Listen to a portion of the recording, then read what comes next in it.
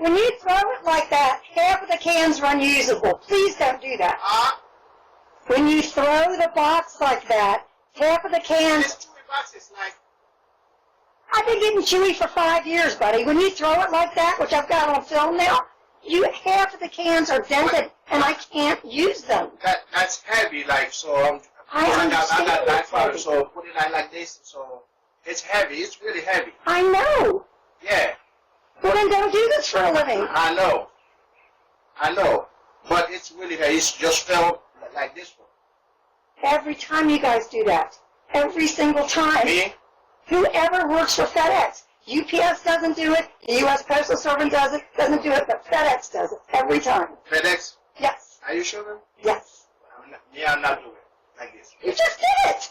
What's this one really heavy, man? If you want to lift this one. I've been buying the same stuff for 5 years. I know it's heavy. But you can't just throw it because it's heavy. I apologize. Okay. Thank you.